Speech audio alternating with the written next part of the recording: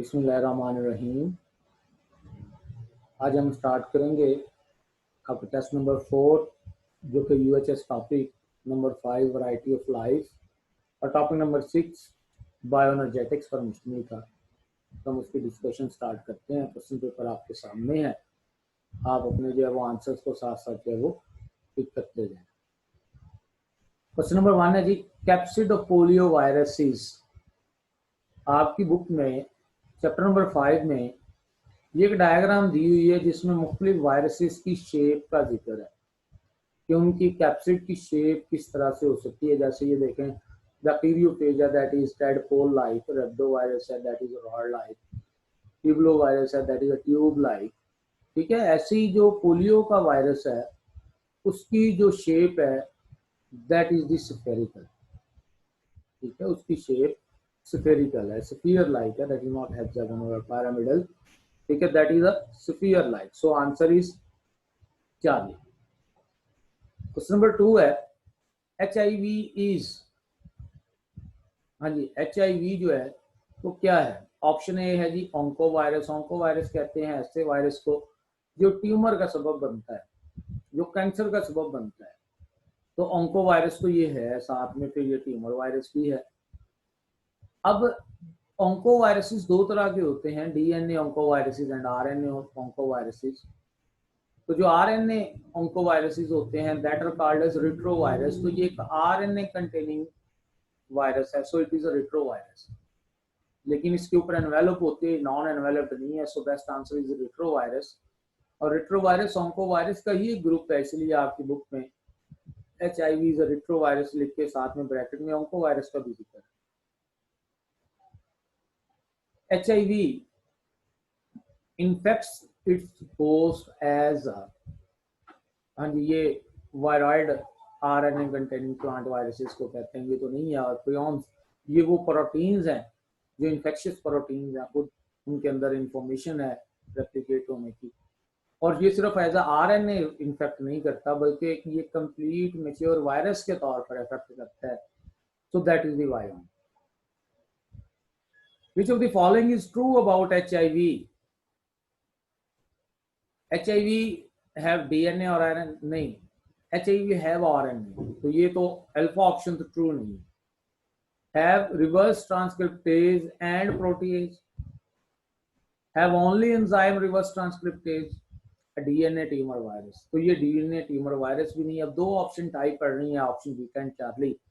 आपने पढ़ा है पंजाब टेक्स्ट बुक बोर्ड में कि they have reverse transcriptase enzyme, लेकिन अगर हम कैम्ब्रिज की बुक को भी देखें तो उसमें ये HIV की जो वो स्ट्रक्चर है दी हुई, और HIV की स्ट्रक्चर में आपको प्रोटीज एंजाइम भी नजर आएगा और आपको यहाँ पर जो है रिवर्स ट्रांसक्रिप्टेज एंजाइम भी जो है वो नजर आएगा। ठीक है, तो इसका मतलब है कि HIV में दोनों एंजाइम्स मौजूद हैं। HIV के अंदर दोनों एंजाइम्स मौजूद हैं। तो HIV में रिवर्स ट्रांसक्रिप्टेज भी मौजूद है और प्रोटीएज भी मौजूद है। सो बीटा ऑप्शन करेक्ट है। नेक्स्ट क्वेश्चन है जी, इन HIV viruses reverse transcriptase convert single stranded RNA into double stranded viral DNA, and this process is called as, ये ट्रांसक्रिप्शन का उलट है, ये रिवर्स ट्रांसक्रिप्शन है, that is not replication. Replication DNA से DNA को बनने को कहते हैं। तो डुप्लीकेशन डुप्लीकेट हो जाना, डबल हो जाना किसी चीज का, और ये डबल तो नहीं हो रहा। और ट्रांसलेशन प्रोटीन सिंथेसिस है, तो ये प्रोसेस रिवर्स ट्रांसक्रिप्शन का है। ऑल फंजाई आर, हाँ जी, तमाम फंजाई मल्टी सेलुलर नहीं होते, यूनिसेलुलर भी होते हैं कुछ। जैसे हम बात करें यीस्ट की, बेशक एक्सेप्शंस है, यीस्ट एक ग्रुप है जो यूनिसेलुलर है, नॉन हाइपल फंगस है, लेकिन है तो वो यूकैरियोट ही। सेप्रोट्रॉफिक न्यूट्रिशन होती है लेकिन उसमें भी वेरिएशन है, कुछ साथ साथ पैरासिटिक भी शो करते हैं, कुछ साथ साथ मेन सेप्रोब्स ही हैं, लेकिन वो जो है वो सिम्बायोटिक या पैरासिटिक भी साथ रिलेशन शो कर रहे हैं। तो इसलिए जो बेस्ट आंसर बनेगा दैट इज यूकैरियोट। अगर आप देखें डेल्टा ऑप्शन तो मल्टी सेलुलर, तो वो फंगस का इसमें मैंने यूनिसेलुलर फंगस की एग्जांपल दे भी दी है। तो बेस्ट आंसर, कोई भी ऐसा फंगस में आप नहीं ऑर्गेनिज्म बता सकते जो प्रोकैरियोट हो, they are all eukaryote, so beta option best है इन चारों में से। Most distinctive feature of fungi is not present in any other group, that is कोई भी एक ऐसा फीचर इनमें से जो किसी भी दूसरे ऑर्गेनिजम्स के जब ग्रुप में नहीं है। तो अगर आप देखें काइटन, अगर सेल वॉल की बात होती तो फिर तो हम कहते, ठीक है, यहाँ पर सिर्फ काइटन का जिक्र है, तो आप देख लें कि एनिमल्स के अंदर काइटन होती है, एनिमल्स के अंदर काइटन होती है आर्थ्रोपोड्स में। हाइफी भी ये आपको स्लाइम मोल्ड्स और वाटर मोल्ड्स में मिलेंगे, और जो एब्जॉर्प्टिव मोड ऑफ न्यूट्रिशन है ये भी आपको कुछ प्लांट्स में मिलेगा, ठीक है, और इसी तरह से जो उसमें मोल्ड्स के अंदर भी मिलेगा। लेकिन न्यूक्लियर माइटोसिस एक ऐसा फीचर है जो आपको किसी भी दूसरे ग्रुप में नहीं मिलेगा। तो best answer is delta. Plants have no cilia flagella, नहीं। आप देख लें इसमें कि जो ब्रायोफाइट्स के गैमेट्स हैं उनमें हम बात करते हैं एंथ्रीडिया की, एंथ्रोजोआ की, तो उनका फ्लैजिला होता है। So they have rarely cilia and flagella, rare है। एनिमल्स के अंदर यूजुअल होता है, फंजाई में बिल्कुल नहीं होता, ठीक है, have cilia but no flagella, नहीं ऐसा भी नहीं है, फ्लैजिलम मौजूद है। So best answer is beta. Cellulose is present in cell wall of, हाँ जी, ये एल्गी और प्लांट्स के अंदर मौजूद होती है। तो आप देखें अल्फा ऑप्शन इकोलाई, ये एक बैक्टीरिया है, इसकी पेप्टाइडोग्लाइकिन से बनी है। बीटा ऑप्शन कैंडिडा एल्बिकेंस जो कि यीस्ट है, फंगस है, जिसकी जो सेल वॉल है वो काइटन से बनी है। डेस्मेट्स, ये ग्रीन एल्गी है, तो इसकी सेल वॉल जो है वो सेलुलोज से बनी हुई है। और डेल्टा ऑप्शन एस्टिलैगो जो कि एक फंगस है, ठीक है, तो इसलिए बेस्ट आंसर यहाँ पर जो है वो चार्ली है, ग्रीन एल्गी है, जिसकी सेल वॉल सेलुलोज से बनी है। अच्छा, नेक्स्ट है जी क्वेश्चन आपके पास, most distinct feature of animals. Animals multicellular हैं, तो मल्टी सेलुलर प्लांट्स भी हैं, फंगस भी है। एनिमल्स यूकैरियोट्स हैं, तो ये प्लांट्स भी हैं, फंगस भी है, प्लांट्स पर्टिकुलरली। एनिमल्स जो हैं ये हेटेरोट्रॉफिक इंजेस्टिव हैं, ये एक फीचर ऐसा है जिसको डिफरेंशिएट कर रहा है बाकी फीचर्स की सिवा। एंड लैक ऑफ क्लोरोप्लास्ट, तो ये फंजाई भी लैक ऑफ क्लोरोप्लास्ट है। So best answer is the heterotrophic ingestive. कुछ प्रोटोजोन का ये फीचर जरूर है, ठीक है, प्रोटोजोन्स का ये फीचर जरूर है, कुछ प्रोटिस्ट का, लेकिन इन चारों ऑप्शंस में देखें तो ये एक ऐसा फीचर है जो क्लियरली एनिमल्स के अंदर आपको नजर आएगा। Electron transport system in the cell is coupled directly with the, हाँ जी, जहां पर भी इलेक्ट्रॉन ट्रांसपोर्ट चेन है वहां पर साथ में केमियोस्मोसिस है, वहां पर साथ में एटीपी सिंथेसिस है। आप जी स्कीम में देख लें, आप साइक्लिक फोटोफॉस्फोराइलेशन में देख लें, आप जो है वो रेस्पिरेटरी चेन में देख लें, ठीक है। तो इसका मतलब है कि जहां पर भी इलेक्ट्रॉन ट्रांसपोर्ट चेन आपको नजर आएगी साथ में एटीपी की सिंथेसिस होगी, ठीक है। हेक्सोज की हाइड्रोलिसिस में इसका रोल नहीं है, पॉलीमराइजेशन ऑफ हेक्सोज यहाँ पर साथ नहीं होती, ठीक है, ना ही रिडक्शन ऑफ NADH है, बल्कि NADH की ऑक्सीडेशन साथ में देखी गई है। तो खैर ये इसमें हमारे पास डेल्टा ऑप्शन जो है मोस्ट सुटेबल आंसर है। Which is the most probable function of protons produced as a result of splitting of water? हाँ जी, वो जो प्रोटॉन्स प्रोड्यूस होते हैं वाटर स्प्लिटिंग के नतीजे में, फोटोलिसिस के नतीजे में, अगर आप उन प्रोटॉन्स को देखें तो उन प्रोटॉन्स का जो काम होता है, उन प्रोटॉन्स का जो मेन रोल होता है, that is to reduce the NADP into NADPH, ये काम होता है इसका। ये जो प्रोटॉन्स फोटोलिसिस में प्रोड्यूस होते हैं ना, ये यूटिलाइज किए जाते हैं NADP के साथ ऐड होके, ये क्या करते हैं उसको रिड्यूस करके NADPH में चेंज करते हैं। तो बेस्ट आंसर आपके पास जो है वो है कि they reduce NADP to NADPH। ATP बनाने में, डायरेक्ट ADP को ATP में कन्वर्ट करने में उन प्रोटॉन्स का उस तरह से रोल नहीं है। हाँ, प्रोटॉन कंसंट्रेशन ग्रेडियंट वो जो वो यूज किया जाता है, तो वो सिर्फ स्प्लिटिंग ऑफ वाटर से नहीं, बल्कि अगर हम बात करें वो NADPH से भी आ सकते हैं, वो NADH से भी आ सकते हैं, तो उसको हम यहाँ पर जो है नहीं है, ना ही जो है फोटो सिस्टम 1 के रिडक्शन में उनका रोल है, ठीक है, वो तो इलेक्ट्रॉन्स का रोल है। All following are properties of chlorophyll except, तमाम प्रॉपर्टीज हैं क्लोरोफिल की स्वाय इस एक के, तमाम प्रॉपर्टीज हैं क्लोरोफिल की स्वाय इस एक के। कौन सी प्रॉपर्टी नहीं है? CH3 फंक्शनल ग्रुप के तौर पर है क्लोरोफिल ए के अंदर, ठीक है, वर्सटाइल इन नेचर है और सॉल्युबल अल्कोहल में भी, लेकिन इसका कलर येलो ग्रीन नहीं है, they are greenish in colour, blue green इसमें पर्टिकुलरली आता है इसका कलर, लेकिन ग्रीनिश इन कलर, ठीक है। तो ये बीटा ऑप्शन जो है वो इसका, ये हमारे पास ये क्लोरोफिल का फीचर नहीं है, ये उसकी प्रॉपर्टी नहीं है, बाकी सारे फीचर्स थे। नेक्स्ट क्वेश्चन है जी, in Krebs cycle the third NADH is produced as a result of third NADH। हाँ जी, हम डायरेक्ट डायग्राम पे चले जाते हैं बुक में, ठीक है। बात हो रही थी Krebs साइकिल की, तो Krebs साइकिल में जो थर्ड NADH है, ठीक है, रेस्पिरेशन में जो Krebs साइकिल में वो कब प्रोड्यूस हो रहा है, तो टोटल 3 NADH Krebs साइकिल में प्रोड्यूस होते हैं, ठीक है। वो 3 कौन कौन से हैं? उसमें सबसे पहला जो है वो तब प्रोड्यूस होता है जब आइसोसिट्रेट चेंज हो रहा था, ठीक है, किसमें? इनटू अल्फा कीटोग्लूटारेट, ये पहला है, ठीक है। ये दूसरा है, और जो तीसरा है वो आपके पास तब बन रहा है जब मैलेट चेंज हो रहा है इनटू ऑक्सैलोएसीटेट, उस वक्त जो NADH बन रहा है वो आपके पास तीसरा है, ठीक हो गया। तो ये टोटल 3 NADH आपको एक Krebs साइकिल से मिलते हैं, और एक FADH आपको मिलता है। FADH कब मिलता है? जब सक्सीनेट चेंज होता है फ्यूमारेट में।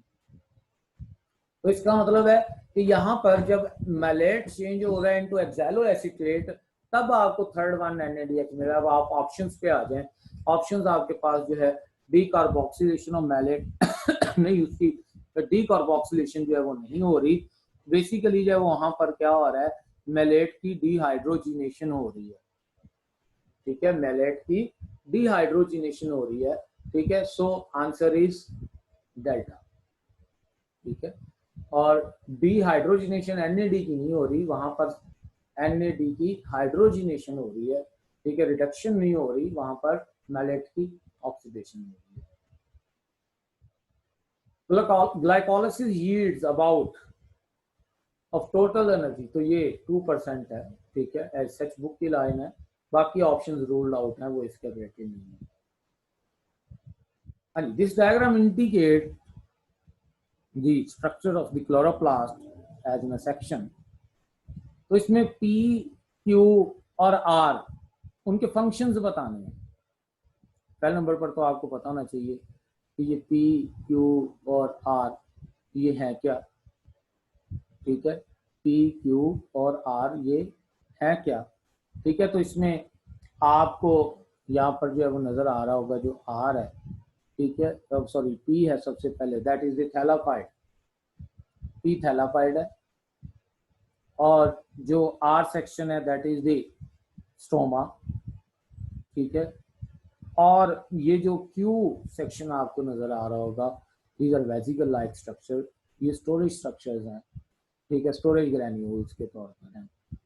तो आप इसमें देख लें कि जो P है, जो थैलाकॉइड है, उसका काम है लाइट को एब्जॉर्ब करना, that are not involve in carbohydrate storage, are not in the carbohydrate synthesis, synthesis भी स्टोमा में होती है, ठीक हो गया। तो एक चीज तो कंफर्म है कि that is involved in the light absorption, तो लाइट एब्जॉर्प्शन तो सिर्फ डेल्टा ऑप्शन में ही है, इसलिए बाकी अगर आप ऑप्शन ना भी पढ़ेंगे तो क्लियर हो जाएगा, लेकिन फिर भी यहाँ पर क्लियर है कि लाइट की एब्जॉर्प्शन कर रहा है P, और जो Q पॉइंट पे है that is involved in the carbohydrate storage, और जो R पॉइंट है that is involved in the carbohydrate synthesis, stroma के अंदर कैल्विन साइकिल होते हुए।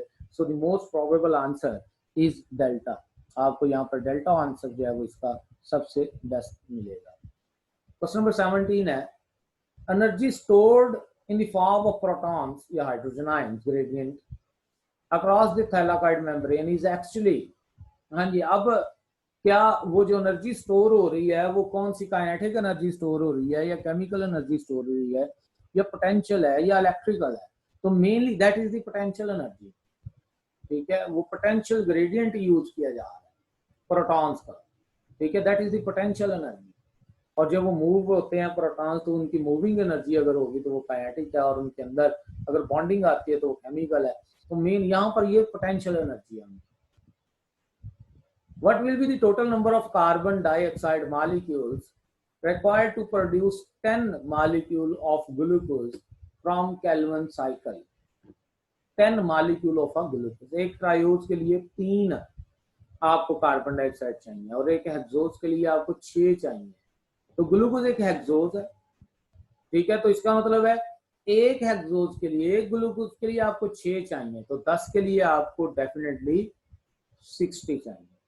So 60 carbon dioxide molecules are required to form 10 molecule of glucose। और सिंपल इक्वेशन से भी आप ले सकते हैं, लेकिन आपको कैल्विन साइकिल के नतीजे में ट्रायोसिस बनाने के लिए 10 ट्रायोसिस बनाने के लिए आपको जस्ट 30 चाहिए होंगे, ठीक है। तो यहाँ पर जो है वो आंसर इसका मोस्ट प्रोबेबल वो एक 60 ऑप्शन है, बाकी ऑप्शन इसके रूल्ड आउट है। Cellular respiration mean to produce energy by stepwise breaking of. क्या सेलुलर रेस्पिरेशन सिर्फ ग्लूकोज को तोड़ने का नाम है, या विटामिन को तोड़ने का नाम है, या ग्लूकोज और फैट्स को तोड़ने का नाम है, या ऑर्गेनिक कंपाउंड्स के अंदर कार्बन चेन को तोड़ते हुए उसकी एनर्जी एक्सट्रैक्ट करने का काम है? तो that answer is the carbon chain, ठीक है। जो कार्बन चेन कंपाउंड है उनके मेटाबॉलिज्म के नतीजे में स्टेप वाइज उनकी जब वो ब्रेक डाउन करते हुए उनसे एनर्जी रिलीज करवा के एटीपी को बनाना, that is the cellular respiration. Next question है जी, for the production of 3 glucose molecule, यानी कितने एटीपी जो है वो आपको जो है वो रिक्वायर्ड है यहाँ पर, ठीक है। तो इसमें ऑप्शंस जो आपके पास हैं, ठीक है, उसमें सबसे पहले नंबर पर पहली ऑप्शन इसमें जो है वो 54 और 36 की है, ये यहाँ पर कंपोजिंग मिस्टेक है। दूसरी ऑप्शन आपके पास जो है वो 36 और 60 की है, तीसरी 54 और 30 की है, चौथी 18 और 12 की है। तो 9 ATP and 6 NADPH are required for 1 Kelvin cycle। एक केल्विन साइकिल के लिए आपको 9 ATP और 6 NADPH रिक्वायर्ड है। अब एक केल्विन साइकिल के नतीजे में एक ट्रायोज बनेगी, इसका मतलब है एक ग्लूकोज के लिए आपको 18 ATP और 12 NADPH चाहिए एक ग्लूकोज के लिए। यहां पर हम कितनी बात करें? 3 ग्लूकोज, तो 18 और 12 को 3 से मल्टीप्लाई कर दें, that is the answer 54 and 36। 54 and 36। Next question है जी आपके पास, total number of ATP produced at substrate level from 1 glucose in Krebs cycle. अगर फ्रॉम 1 पायरुवेट होता तो आंसर 1 होता। ये फ्रॉम 1 ग्लूकोज है तो ये ग्लूकोज से 2 पायरुवेट बनते हैं और फिर 2 पायरुवेट 2 क्रेब्स साइकिल चलाते हुए 2 एटीपी बनाते हैं सबस्ट्रेट लेवल पे। बाकी जो बनते हैं वो NADH और FADH बनते हैं और उनसे फिर आगे ऑक्सीडेटिव फास्फोराइलेशन के जरिए एटीपी बनती है। यहां पर जो आंसर है that is 2, beta option. Common requirement for the photosynthesis and respiration, जो दोनों में इस्तेमाल, फोटोसिंथेसिस के अंदर भी है, रेस्पिरेशन में भी है। लाइट रेस्पिरेशन के लिए नहीं है, माइटोकॉन्ड्रिया फोटोसिंथेसिस के लिए नहीं है।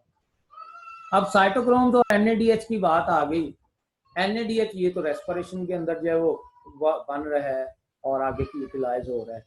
साइटोक्रोम तो आपको दोनों जगह पर मिल रहे हैं एटीपी सिंथेसिस के लिए। आपको साइटोक्रोम जी स्कीम में भी आप वहां पर देखें, आप साइक्लिक नॉन साइक्लिक फोटोफॉस्फोराइलेशन पे भी देखें, और ये साइटोक्रोम्स आपको रेस्पिरेटरी चेन में। सो answer is 4। red, orange and yellow colors of any particular leaves are caused by light reflected from. Options हैं जी आपके पास,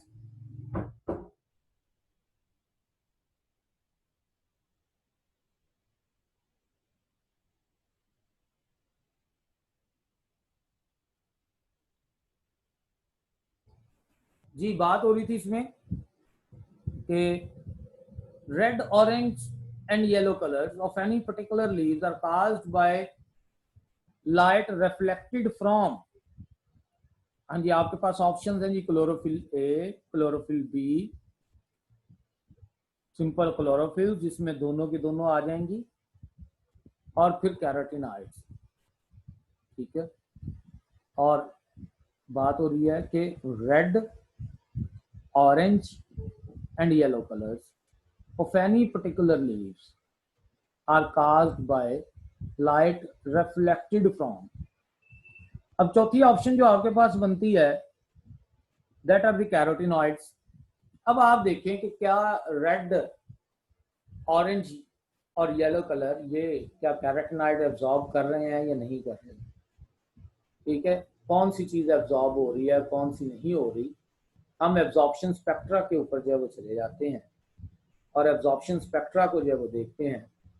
तो जब आप एब्जॉर्प्शन स्पेक्ट्रा को देखें कि कौन कौन से जो है वो कलर एब्जॉर्ब हो रहे हैं क्लोरोफिल से और कौन कौन से कलर जो है वो एब्जॉर्ब नहीं हो रहे, तो आपको उस एब्जॉर्प्शन स्पेक्ट्रा के अंदर नजर आएगा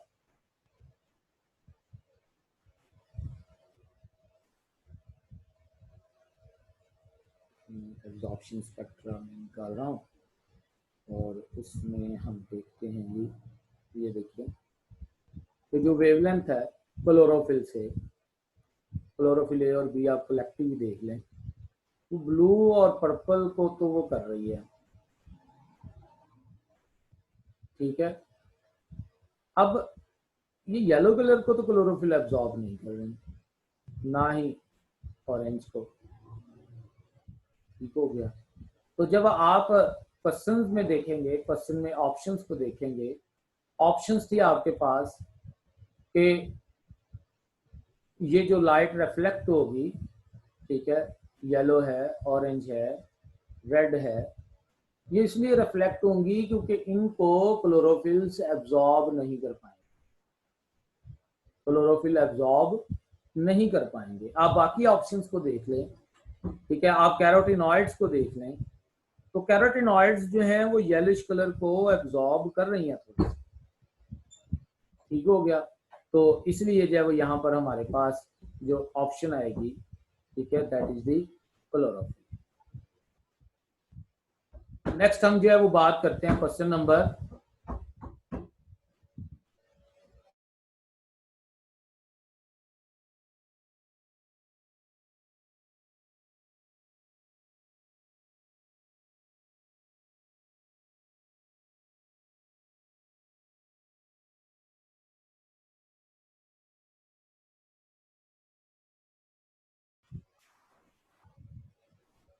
'अच्छा नेक्स्ट क्वेश्चन जो है वो आपके पास है कि in a plant cell which of the following pigment participate directly in the light reaction of the photosynthesis। Direct बात हो रही है, नॉट इनडायरेक्ट। मतलब यहां पर बात हो रही है कि जो आपके पास मेन रिएक्शन सेंटर है वो कौन सा है। तो chlorophyll is the main reaction centre that is involved in the direct role. B और डी और कैरोटीनॉइड्स वो एक्सेसरी पिगमेंट्स के तौर पर है, so they are performing in direct role. Which of the molecule can be best linked between the catabolic and anabolic reaction? So answer is D, ATP।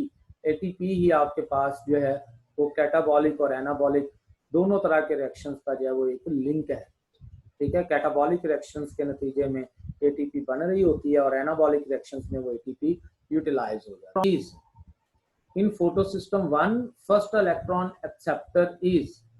ठीक है, तो हम फोटो सिस्टम 1 की अगर हम बात करते हैं, ठीक है, फोटो सिस्टम 1 की, तो फोटो सिस्टम 1 के साथ जो इलेक्ट्रॉन एक्सेप्टर जो है उसको अगर हम देखें तो that is a protein, that is a protein जो कि इलेक्ट्रॉन्स को एक्सेप्ट कर रही है वहां से, ठीक है, दैट इज अ प्रोटीन।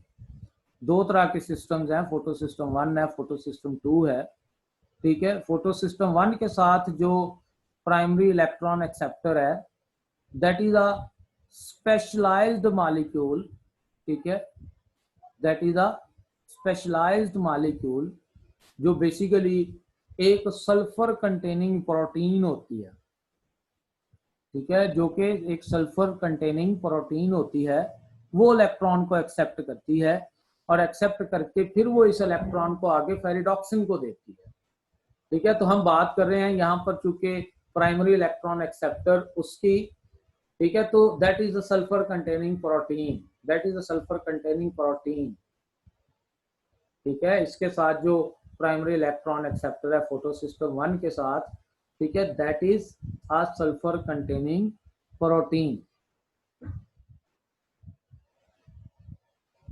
ठीक हो गया। अच्छा जी, नेक्स्ट हमारे पास जो क्वेश्चन है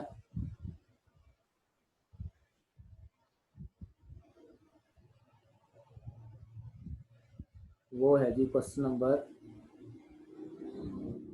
27, बैक्टीरियल फोटोसिंथेसिस इन्वॉल्व। हाँ जी, अगर हम बैक्टीरिया की बात करें, आपने चैप्टर नंबर 6 में साइनोबैक्टीरिया के अंदर जो है वो रोल डिस्कस किया हुआ है, ठीक है। तो साइनोबैक्टीरिया के अंदर सिर्फ फोटो सिस्टम 1 है, ठीक है, दोनों नहीं होते, ना ही दोनों में से कोई एक होता है, सिर्फ और सिर्फ फोटो सिस्टम 1 मौजूद है। Which of the following colour of light work best for the photosynthesis, ठीक है, ग्रीन और येलो तो नहीं है, ऑप्शन है आपके पास blue and red and violet and yellow, तो बेस्ट आंसर आपके पास ब्लू और रेड है। If 4 photons are required to photolysis of 1 molecule of water, how many photons are required to produce 1 molecule of glucose?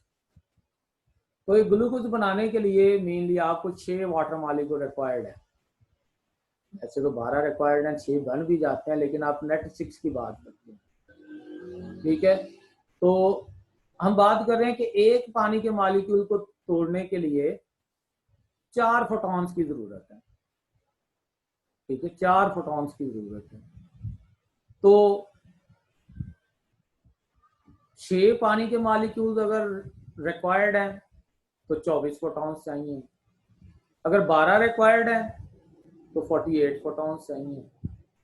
तो यहाँ पर जो है मेन इक्वेशन अगर हम बात करें फोटोसिंथेसिस की, तो वो 12 मॉलिक्यूल का यूज है और 6 बाद में रिजल्टेंट में प्रोड्यूस भी होते हैं, लेकिन शुरू में तो 12 ही रिक्वायर्ड है। So answer is 48। एक ग्लूकोज बनाने के लिए 48 फोटॉन्स की जो है वो जरूरत होगी अगर 4 फोटॉन एक पानी के मॉलिक्यूल को तोड़ते हैं तो। Which of the following is correct sequence for the movement of electron during the light dependent reaction in plants? बात हो रही है लाइट रिएक्शंस की, कि लाइट रिएक्शंस में करेक्ट सीक्वेंस क्या है।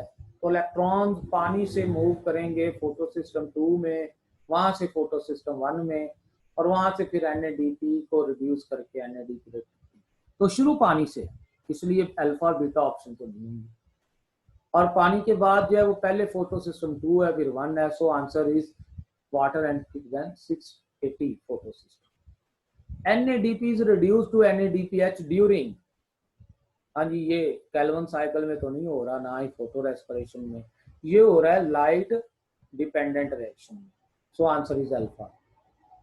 How many ATP directly are made if fructose 1,6-bisphosphate is allowed to complete glycolysis, ठीक है, कितने ATP डायरेक्ट बनेंगे, डायरेक्ट, ठीक है। तो आप इसमें हम डायरेक्ट ग्लाइकोलाइसिस के ऊपर ही बात कर लेते हैं, ठीक है। तो ग्लाइकोलाइसिस की जो चेन है आपको उसमें नजर आएगा कि एक फ्रुक्टोज 1,6-बिसफॉस्फेट से अगर हम ATP बनवाना शुरू करें तो सेल में एक ATP यहाँ पर, एक इधर, मतलब स्टेप नंबर 7 पे और एक स्टेप नंबर 10 पे, तो टोटल 4 ATP डायरेक्ट बनेंगे, ठीक है। तो बात यहाँ पर डायरेक्ट की हुई है, इनडायरेक्ट की नहीं।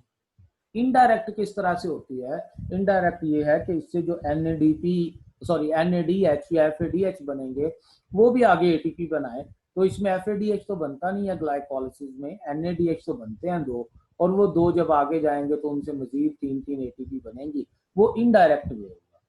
तो डायरेक्ट वे में 4 बन रही हैं, इनडायरेक्ट वे में 4 ये और 6 उस NADH से, यानी कि टोटल 10 बन रहे हैं डायरेक्ट और इनडायरेक्ट वे में। और सिर्फ इनडायरेक्ट में बात करें तो फिर वो जो है वो बन रहे हैं 6।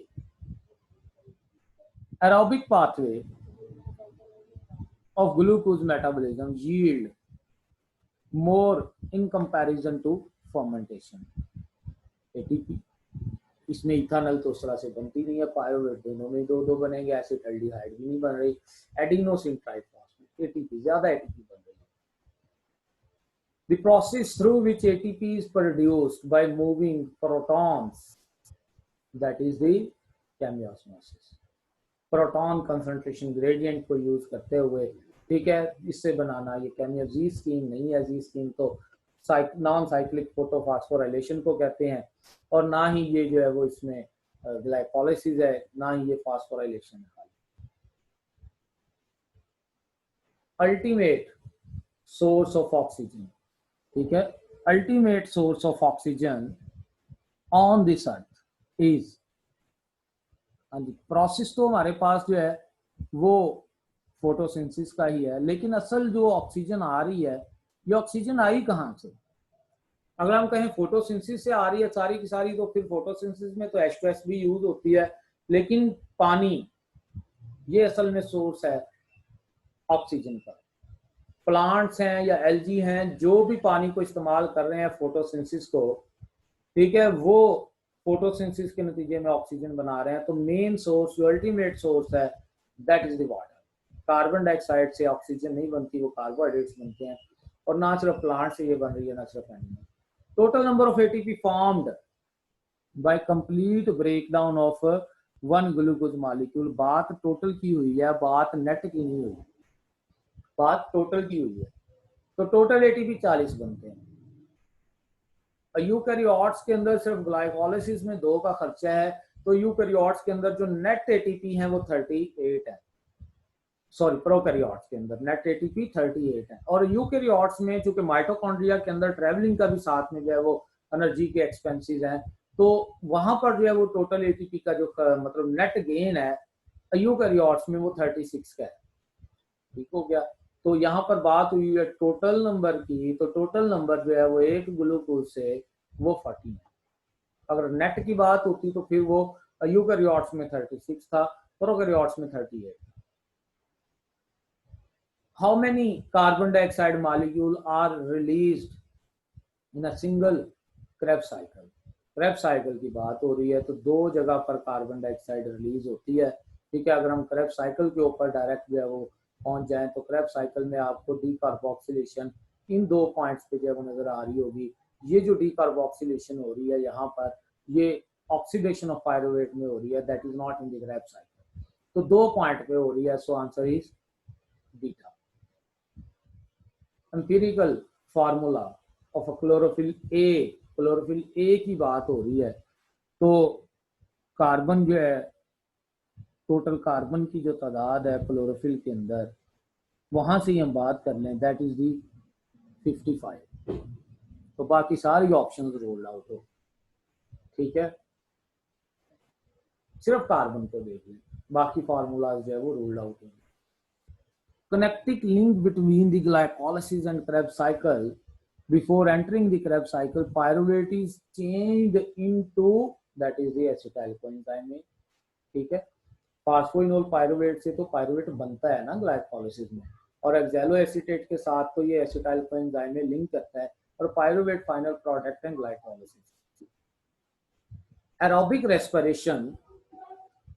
respiration has 3 stages where reaction occur between free moving enzymes and substrate. Which line of these tables show the correct location of each stage?